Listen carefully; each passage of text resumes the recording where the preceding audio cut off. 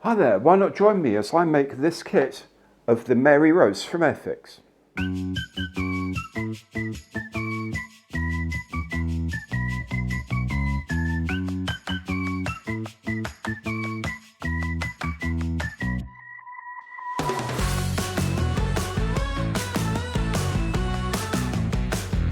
Hi there, I'm Gary, welcome to my channel. Welcome back if you've been here before. So today I'm building indeed the 1/400th scale kit of the Mary Rose from Airfix.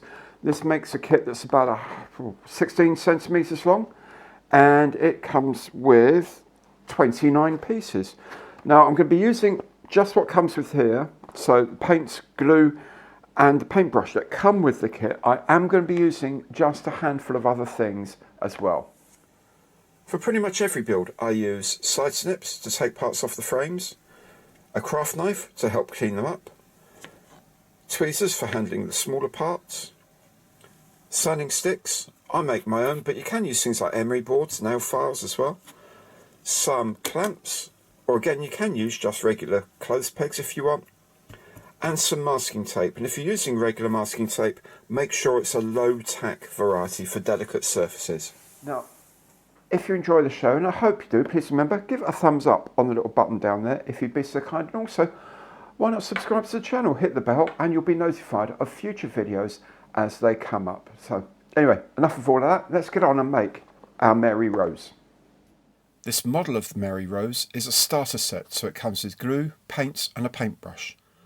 Otherwise, this is a skill level 1 kit, so it can be made by anyone. It also comes with one flying hour. Either collect these as a member of the Airfix Club toward a free kit, or you can donate them to Models for Heroes. Details on this are in the comments box below. If you're new to model making, you might also want to check out my 10 top tips video, which you can find on my channel. Anyway, let's see what comes in the box. The box opens at one end and we can pour all the contents out.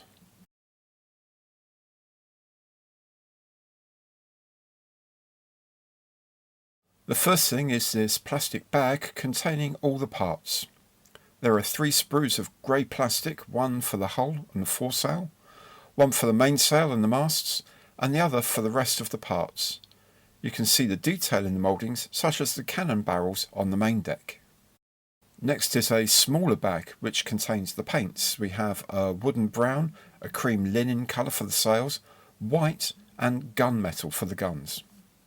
We also have a Humbrol No. 2 general purpose brush. Then we have the instructions. There are 3 pages of warnings in various languages against various things and 2 pages of actual instructions.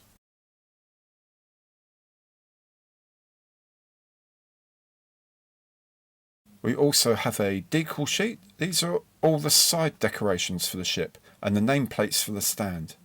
And we also have 2 flags on self-adhesive paper. So that's a quite comprehensive set of stuff. Let's get building.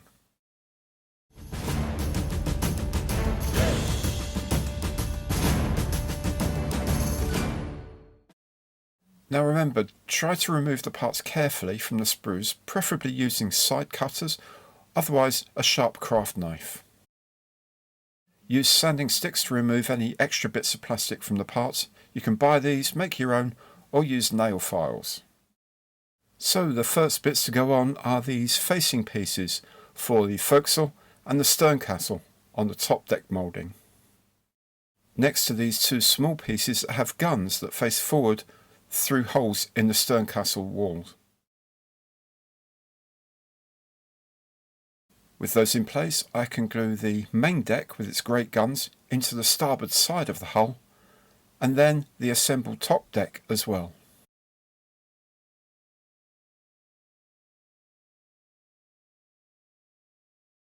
That done, I can add the port side of the hull, and the ship takes shape.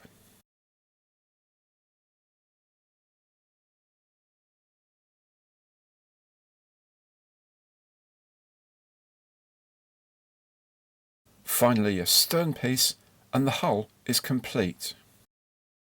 While all of that is drying, I'll make the stand. Now the pieces for the stand can only go in one way round, thanks to these different shaped tabs. They fit simply into the decorative base, and a crossbar is fitted to provide strength. With the whole pieces set, I'm going to do some painting.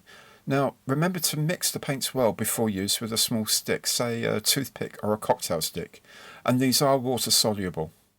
The paint is quite thick, as this helps it stick to the surface. If it looks like it isn't sticking, just brush over it a few times and it will. Use long strokes at first, then smaller cross strokes to help reduce the brush marks, then a final gentle brush along the hull. Any variation that is left gives a slight wood pattern effect. The same technique applies to the sails.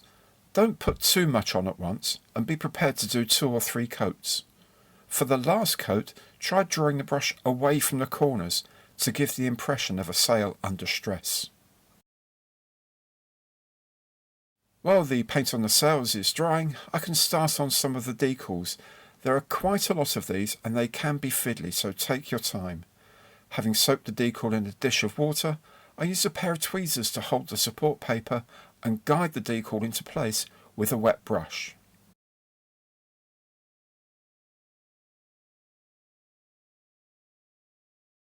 Now my first extra tweak using something not supplied is that I'm using a very dilute solution of a black paint as a wash to bring out some detail.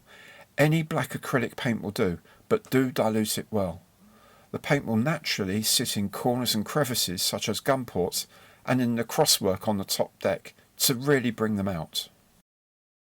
Back to the sails now, and I'm using some of the colours that came with the kit to add a bit more detail. And I've mixed a bit of the sail cream with some white to add some highlight to the sails. These show up the stretch marks in the corners as well as the panel joints in the sails. Be as bold or subtle as you like. The farther away you're going to be looking at it, the bolder the colour difference needs to be. And remember that wherever there are highlights there must also be shadows. Add a little of the wooden brown to the sail cream for this. Remember, these details are only there if you want to do them. It's your kit, it's your decision. If you don't like the effect, you can always paint over it again later on. The next thing for me to do is assemble the masts. These have crow's nest observation posts on them that are glued into place. There are 4 masts and the bowsprit. I use blue tack and a bit of wood to support all of these while they dry. This gives me time to put some more decals on now, and the longer ones on the side are, I should say, prone to breaking, but keep calm, just apply one portion at a time, and it's relatively easy to get them back together with gentle encouragement by the brush. With the masts all set up, I can add them to the sails. Each piece is notched to make sure of alignment. The other little tweak I've done here is paint the stand in a mahogany colour I had lying around from another build, but you can use the kit brown if you like, or even spray it with another colour, it's up to you. Anyway, at this point I'm adding the nameplates, which are decals, and then I'll put the ship on the stand. With the ship stable I can paint the guns with the gunmetal colour provided. You can also pick out the anchors as well. Then I'm ready to fit the masts, starting with the foremast, then the mainmast, the mizzen, and finally the second mizzen or the Bonaventure mast. Then there's the bowsprit at the sharp end and the jackstaff at the blunt end, and the build is essentially complete. The last job is to attach the pennant to the masts. I attach the ends of the pennant first, and then slip over the last loop over the top of the mast and press it into place. There's also a royal standard on the foremast which is fitted in the same way. And so there we have it, a rather nice model of the Mary Rose with really not a lot of effort. I think it looks very smart and it's a great introduction to ship models for anyone at any age. There we are then, it's a really nice kit this, and with a few little tricks you can make it look even better still.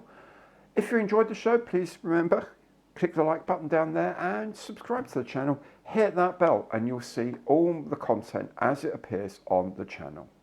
Thanks very much for watching. I'll see you next time.